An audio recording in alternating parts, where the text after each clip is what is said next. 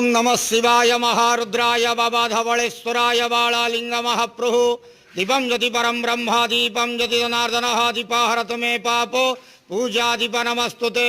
हे बाबा धवलेश्वर बालालिंग महाप्रभु संसार सुखी रखंतु।